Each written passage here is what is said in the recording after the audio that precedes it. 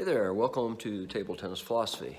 My last video I did, I said if you will submit a question, I will devote a video to it, and I got several. So this is the first one. This is a question from Justin Yoon, and his question is about generating more power with his loops, saying something about felt like he was brushing and getting spin, but maybe sacrificing speed and spin by focusing on the brushing motion too much and not really getting the power into his loops that he'd like. Got a comment from Matt Dean, who I know very well, who had some insight into that, saying, and I know Matt probably is a little bit of the opposite direction on that.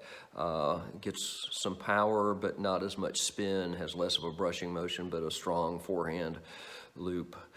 That is probably the exact opposite of Justin's.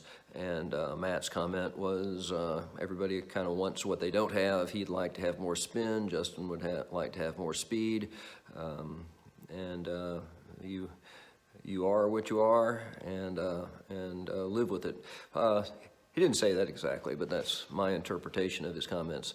But there's a certain amount of truth to that. I would like to add something to that, in that I think, and I'm borrowing heavily from Larry Hodges on this, where I think the idea of brushing the ball is not the exact right terminology. If you think about rubbing the ball to create spin, that might be a slightly better way of looking at it, that gives you the right amount of spin and speed.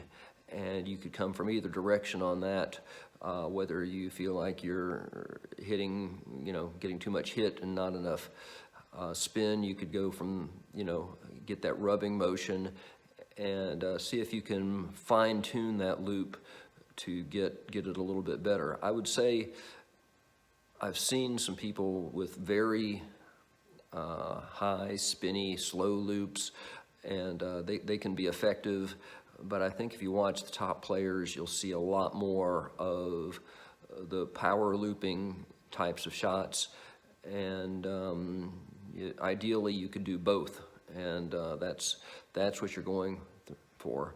I always sort of go back to every shot you make is a combination of force and friction. If you feel like you're getting too much speed, maybe you want to focus a little bit more on the friction side of that. Make sure you're doing the stroke right. Make sure you get with a coach who can make sure you got the basics of it right.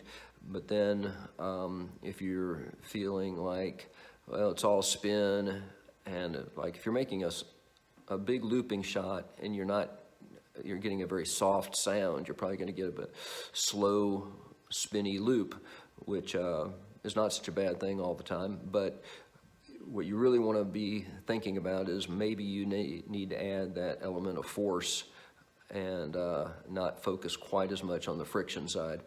I go back to what Matt said. Sometimes your loop is a product of how you learned it, maybe your particular body type, maybe even your personality, but you can practice to do it a different way and keep working on it. But that's pretty much what you're trying to do, is fine-tuning what you've got from whatever direction you're coming. All right, that's the first question that we've answered in I'll answer any question you got segment here, and I've got already about 4 or 5 more lined up for the next few days, and we'll get to those. All right, thanks a lot. Hope that answered your question to some degree, Justin, and good luck. We'll talk to you next time. Thanks. Bye.